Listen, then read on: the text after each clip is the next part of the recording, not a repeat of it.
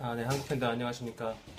저는 현재 아일랜드에서 공부하고 있고 또 SBJ에서 이제 운동하고 있는 김정원이라고 합니다. 오늘 이렇게 스트레이트 플러스 짐존 카바나 헤드 코치님 모시고 이제 인터뷰를 진행을 하게 됐는데요. 조금 인터뷰가 매끄럽지 않거나 조금 이상하더라도 좀 양해 많이 부탁드리겠습니다. First of all, John, thank Hello. you. First of all, thank you so much for your time and speaking with us. My pleasure. Thank you. I'd like to say that you are one of the most successful MMA coaches in the world, and also I think you are like a godfather of Irish MMA.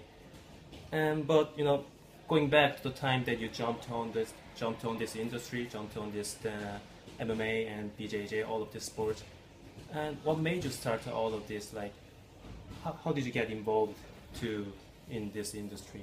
Was there any specific situations or choices? Like a lot of people at the beginning, you get into martial arts because you see movies and you want to learn how to defend yourself. So that was my reasoning for getting into it. But MMA specifically was when I saw UFC 1. This was incredible to me. I'd never seen somebody be able to beat somebody else in a fight so easily. And also I liked that Hoist Gracie, he didn't have to like really hurt people. He could just take them down, control them, apply the choke, get the tap. So that was fascinating to me, and I saw that first about 20 years ago now. There was no MMA or BJJ really anywhere in Europe. Yeah. So it was a very slow learning process. Me and a few friends tried to headlock each other and tried to learn some moves, and then I traveled a bit, and gradually over time I get more and more into it, and here we are today. So then, before doing this, what was your major that you used to study? I mean, like, what was your dream with kind of your major at the time? Just as I began studying MMA and Jiu-Jitsu, I also began studying to be a mechanical engineer. So I was 5 years getting my degree, so I'm an engineer. And then when I graduated, I opened up my first gym, and I figured I will try this for a few months. If it's a disaster, I can be an engineer. But 15 years later, I am being interviewed by you, so I guess it's worked okay. Yeah, exactly. And just a quick question. Where was the first place that you opened your first own gym? Yep, so 15 years ago when I graduated, I opened up what's called now the Shed. Not much bigger than this room we're sitting in, and that was in Phibsborough. So it was a very, very small place, but it got me started. Okay. Like I mentioned before, now you're like a godfather of Irish MMA. Is there any pressure or kind of responsibility pushing you? Yes, I think there is a responsibility. I'm also the president of the Amateur MMA Association in Ireland, so MMA has, it's not everybody's favourite sport. It has some problems with the media and with PR, and some people just don't like combat sports, some people don't like boxing, some people don't like mixed martial arts. But a lot of it is down to ignorance. A lot of it is down to people just not understanding it. And for a lot of people, when initially they see cage fighting, they're really put off by it. But when it's explained to them a bit better, and you meet some of the people that are doing it, you meet people like you that are not crazy people that just enjoy this sport. When it's explained to them better, more people get involved in it. So I feel that's part of my role now, is that I try to reach out to the general public, and I do interviews, I go on, radio, TV shows, and try to give the good side of mixed martial arts and jiu-jitsu, so that people don't think we're just, thugs looking to hurt people. That's not it. Also dealing with bullies. Well, yeah, that's, for people learning martial arts, they initially will come in to learn how to defend themselves, how to have a little bit more confidence, which really is what it comes down to. A lot of times these issues are people not being confident, but when you kind of can physically defend yourself, the funny thing is that you don't really have to do it anymore, because if somebody is trying to bully you or trying to pick a fight, they can kind of sense from you that, wait a minute, this guy is, maybe something, now you have a great reputation, and you have also your own gym, your own business, and also you have been training a lot of world class fighters. Um, so what is the future of John Kavanagh? What is your next step? What is your the plan for the future? I've always been tried to like focus on today. If you're doing a class today, train really hard for that class. Whatever you're going to eat, try to make sure that meal is good food. And if you kind of do that, the future is okay. The future looks after itself, So I don't have any. I don't have any great plans. Obviously, Conor now is fighting for the lightweight title in New York. That's a big goal for the gym. Me and my fiance are looking at buying a house together. That's a big step. So yeah, I have stuff like that going on. But where I am in 5 years' time or 10 years' time, I don't know. Time will tell. Yeah. Now there are a lot of people training in SPG, and at the same time, a lot of different levels in here, like from junior, foundation, and even pro fighters as well. So what is your main idea or motto to train and run the SPG? What is is it kind of different depending on different levels? What is the kind of philosophy on training? That's a good question, because we're probably unusual that you can have training on one mat, somebody with doing their first class, raw beginner, and then on the other mat, Conor McGregor is now maybe the most famous MMA fighter in the world. Absolutely. So how can they train together? Well, the only thing that changes between professional fighter and beginner amateur is the intensity. So we still do the same techniques. They learn jiu-jitsu the same way. They learn boxing the same way. But the intensity for a pro fighter is very, very high. Yeah. Only very few people can meet that. Whereas for beginners, it's done a lot easier, a lot slower, a lot more relaxed, a lot less intense. So we design our programs that technically it's fairly identical whether you're a beginner or advanced. We only teach the fundamental techniques in martial arts. But how you train them is dependent on how physically fit you are right now, what your goals are. So we tailor the program to the individual. The next question is, you're the head coach of a Straight Blast gym, which means you're training a lot of fighters and also involved in their whole training camp. And my question is, what was the most difficult training camp that you have ever managed so far? Definitely the Nick Diaz fight. This was very, very difficult. The second one? The second one. The first one was so fast. It was 9 days or something, so we didn't really change anything. But then, Conor, to lose that way, we had to change everything. We had a good system, but I don't believe if you make a mistake, you can't do it the same way again. You have to change things. So we changed everything around. So it was a lot of learning had to be done. New people brought in. 4 or 5 months we prepared for this. So it was the most difficult training camp and also the most rewarding. Just for a quick question, you said after the first fight between Conor and Nate Diaz, you said we win or learn. What have you learned by that? I learned a lot about that.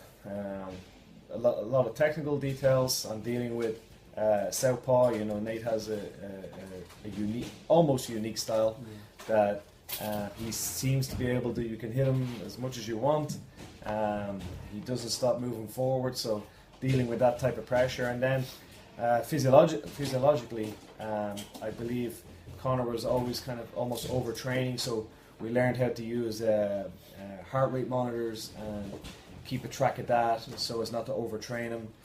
Funny thing was, for this training there was a lot more rest than usual. Every 3 days was a full day off.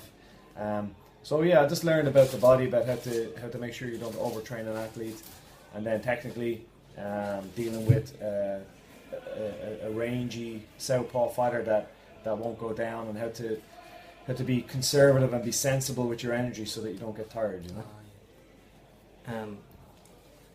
I watched some videos in the YouTube showing and introducing this beautiful gym, and I also saw in those videos that there were a lot of national flags just the wall, in the striking mat. And also I saw our flag, the Korean one. But my question is, why did you hang many flags in there, and also why was there Korean flag? Well, we started hanging flags for all the coaches. So I have like our wrestling coaches from Moldova, boxing coach from Poland, obviously Irish, and then I started adding to it by putting up flags of where there's different SPGs, and there's SPG in Korea. Yeah, right. John Frankel, who's a very good friend of mine, he was here recently, so that's why the Korean flag is there. And then any visiting fighter, so if we had fighters visit from Croatia, and they would give me a Croatian flag. So at the beginning we put up the flags, on the wall, like this way, but then it filled the whole wall. So now we come up with a new system where we're going to hang the flags like sideways, so we can fit a lot more flags, because I think we will have 100 flags in no time. But if anybody in Korea is looking to train, I would tell them to check out John Frankel. He's one of the best coaches I've ever been lucky enough to train with. Yeah. I believe I'm kind of John Frankel of Ireland, because he was one of the first guys to bring Brazilian Jiu-Jitsu to Korea and MMA, so he's a very, very good guy. So go and check out SPG Korea. Yeah. And speaking of Korea, I have no idea whether you had met any South Korean before me or not, but when you hear of Korea, what kind of things pop up in your head? Like, is it kind of food or celebrities or else, or is there any positive or negative things? Well, I know about Don Hyun Kim, because right. Gunny Nelson is supposed to fight him, so I study him. I see a lot of the Korean fighters are very, very good showmen. They're very charismatic. They put on a good show, and so it looks to be a very vibrant society. Like they said, they're very. It was kind of struck me as different than, say, the Japanese fighters. They just seem to be a lot more. They're more like Conor than like Gunny. Gunny's more quiet, Conor's more showman. Yeah. And the Korean fighters that I've seen are like that. I guess I don't know a whole lot about Korea. You on the news, you hear about North Korea all the time and the situation there. So I know Korean fighters, and I know about the North Korea problem a little bit, but not a lot. Yeah. There are some Korean fighters in UFC, like you mentioned, Dong Hyun Kim. 2 Dong Hyun Kims. Yeah, exactly. I was studying the wrong guy, because when I heard Gunny Nelson is fighting Dong Hyun Kim, I watched this guy, and I was one of them, and he's now lightweight. Yeah. And I was like, oh, it's not too bad. I think Gunny beat. And then I see the wrong guy, and then I look at the other one, and he's really good, and I was like, oh, we have to train. Actually, he's the first fighter who stepped foot in the UFC. First Korean fighter. Okay. Actually, he's my senior of high school. No. Yeah. Wow. And also there are Korean Zombie. Yep, of course. He will finish his military service in October. And also, have you ever heard about Korean Superboy? The 145 division, three fights. He wears the suit as well. Yeah. No, different guy. No, that's 135. Yeah. No, I know some Korean fighters. Yeah, he keeps calling for the fight against Cub Swanson. Okay. Yeah, I know this guy. Yeah, I know this guy. Yeah. Very good. So, have you ever watched whole performances of those? If you have, how do you think about? Yeah, well, I've studied 2 Dong Hyun Kings. I studied them. Is judo very big in Korea? Yeah. Yeah, kind of. Yeah. Because they seem to have more sort of judo style grappling rather than wrestling. So I think judo is maybe more popular than wrestling in Korea. What do you think? In the Olympic we won a lot of gold medals in judo, and also judo is more popular. But now MMA is just taking over the whole sport. So maybe more and more people will learn wrestling. Yeah, that makes sense. Yeah. My impression when I watched them fighting was that they kind of seem to have a judo base. The few fighters that I watched, good boxing, solid boxing, very confident fighters, come forward. Definitely, they all look for the finish. There's no boring Korean fighter. They just hold on. They all have a knockout style or submission style. I think Dong Hyun Kim that Gunny is facing is the best Korean fighter. Very dangerous, very unpredictable. But yeah, I enjoy watching him. Korean Zombie's a bit crazy, but too much punches. Yeah. So let's go on to the next question. There are a lot of reasons that you are one of the most successful MMA coaches in the world, and obviously one of the reasons is you have training the UFC featherweight champion Conor McGregor. Can you tell us the first meeting with Conor? How did you guys meet each other? And when you met him first, did you feel in your bones that he would become one of the greatest fighters in the world? So I had a mutual friend. There was a guy in the gym, Tom Egan, and Tom Egan would train with me, but he would also train with Conor. He eventually brought Conor down one day, and he did his first training session. It was obvious he was very good, very fast. He was good boxing already. The grappling, he didn't train grappling, so he was very weak here. But when you're training for a while, you see somebody how they move on the mat. You can kind of see they have this ability, you know, that he's going to get good very fast. Potential, yeah. And also, he was always very funny guy, you know, very loud and funny. So you got good charisma, and in fighting, you're good charisma, and you've got good potential. You put this together, this can be somebody special. So I didn't know day one he was going to be this good, but I knew pretty soon that he had the potential to be world champion.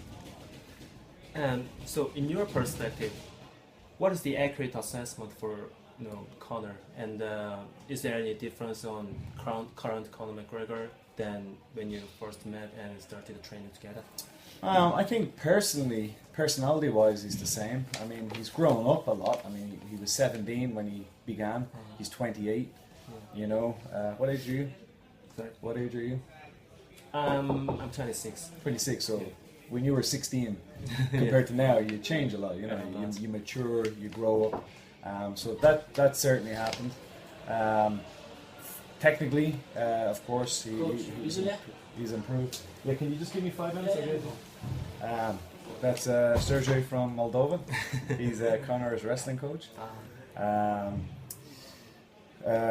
Yeah, so obviously, technically, when he came, he was already a very good striker. Striking was very natural to him. Grappling was not very natural, you know. So technically, that's what's improved over all these years.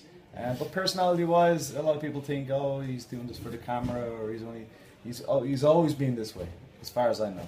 Always confident. Always confident, always funny, always quick-witted, and he could trash. You know, he was good at talking to people. Like this was very natural for him. It wasn't an act. I'd like to ask that point to Conor, myself, but is it related to the place that he grown up, like the Kremlin? 100%. This is that type of area when you're growing up. You know, you're playing soccer or you're doing anything. They have fun with each other. They make jokes. These guys are like this. They're very, very good at that. That's why a lot of times when the Americans, he's very fast. How he thinks and how he talks, and they don't know what, they get shocked. You know, they don't really know what to do. But in places like Kremlin, you won't survive Kremlin unless you can do this. You need to be quick with your mind and quick with your tongue. You know, that you can cut somebody down fast. You know, this is just the way Dublin people are. So, let's go on to the next question. In November, there's gonna be a huge fight in history, maybe the biggest one. Even this is the first UFC held in New York City. But before the fight was officially announced, it seemed that there were some disagreement for this fight, and also some things against this fight. Like a lot of fighters were complaining about this, and also the UFC president Dana White said Conor should relinquish his 145 belt title in order to challenge 155 one. But after that, just suddenly the fight was confirmed, and then after 1 or 2 days, there was a press conference in New York. My question is, what was going on? What was the exact process to reach out? For that. For a long time now, I just tried to involve myself just in the coaching and the training. The management side is so complicated, and I have my gym here and I have a lot of fighters, so I don't manage Conor. Yeah. I just do the training. But the day of the conference was on at 6 p.m. New York time. 2 a.m. that morning, the fight wasn't on. So it all happened very, very quickly. Exactly what happened, I'm not sure. Things changed quickly.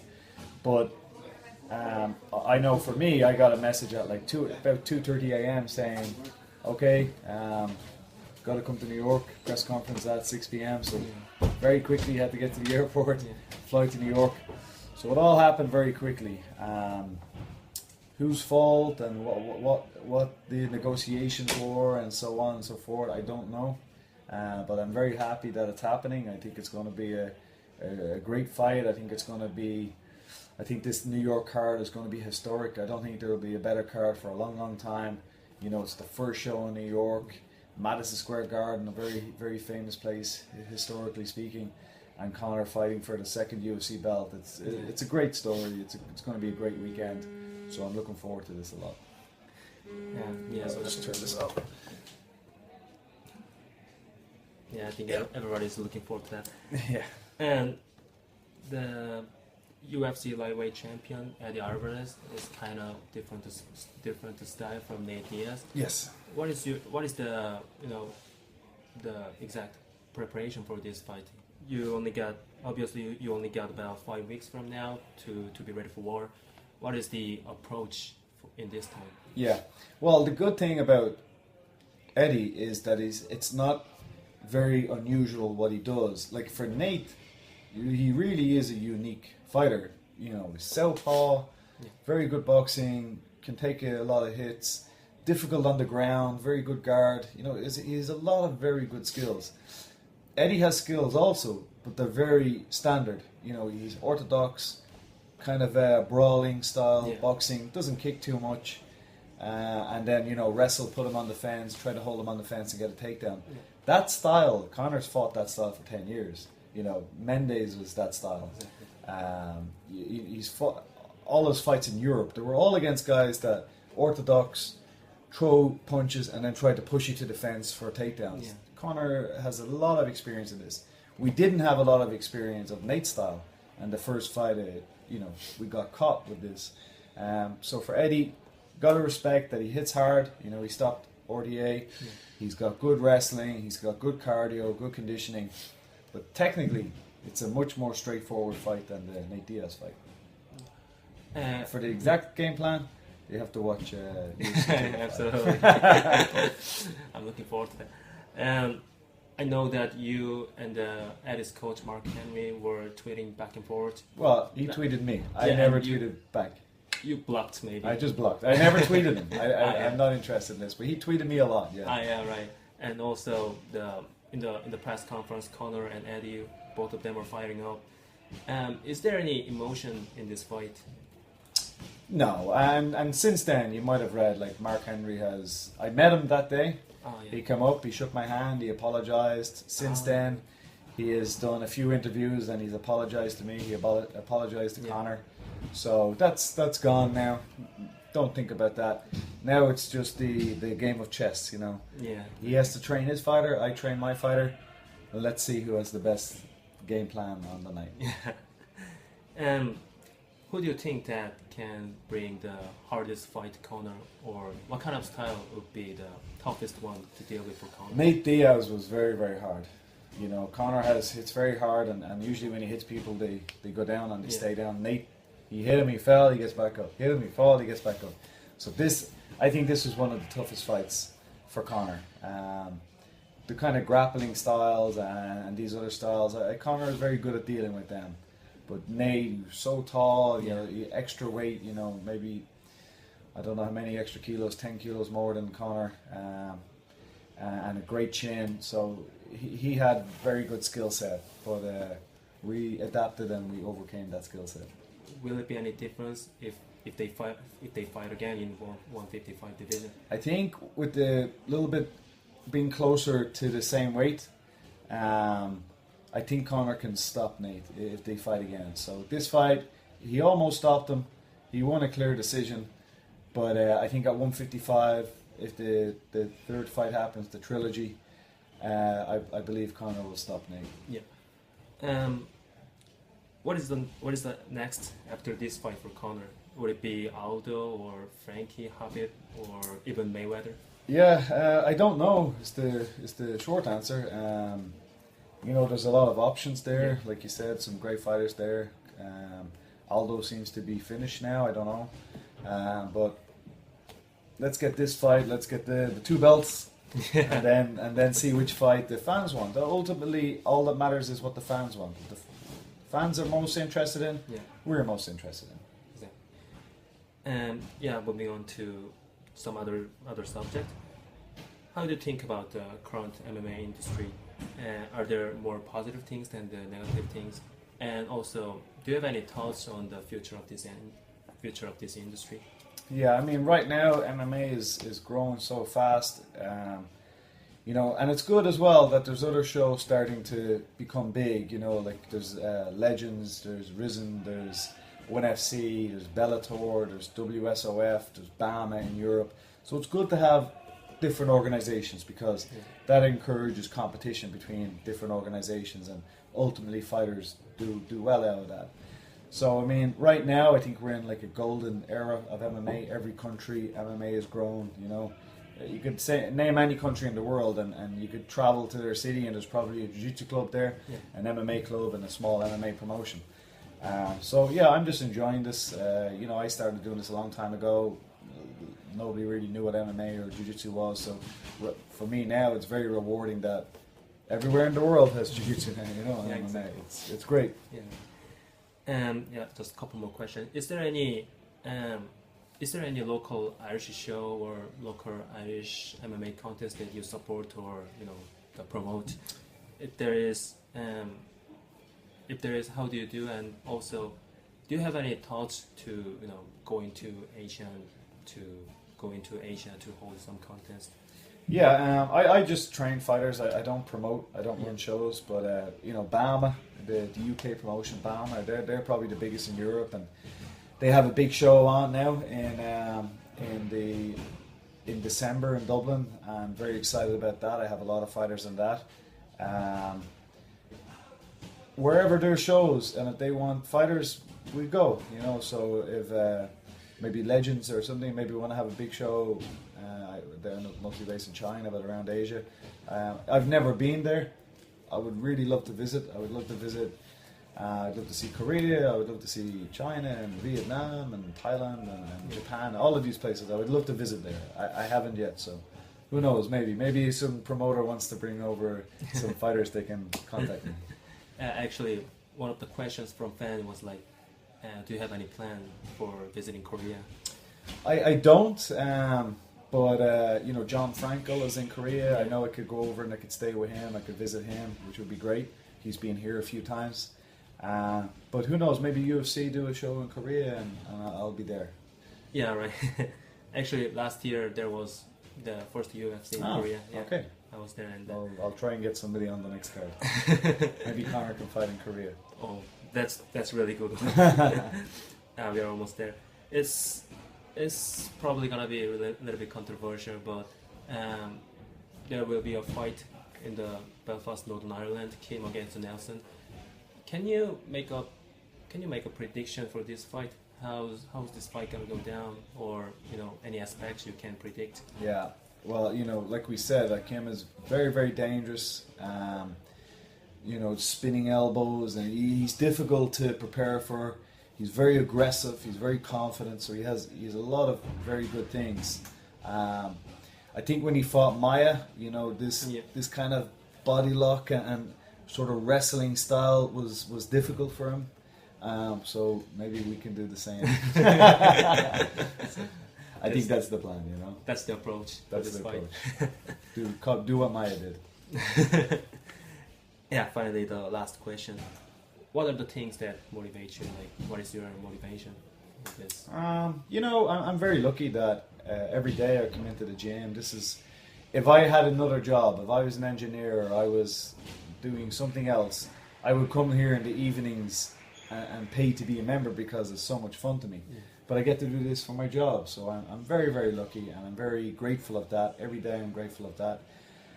What's my motivation is that I get a huge amount of enjoyment out of seeing people improve.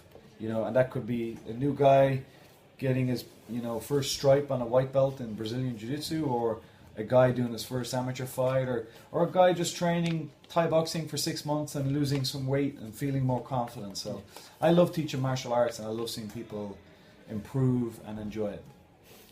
Okay, thank you very much.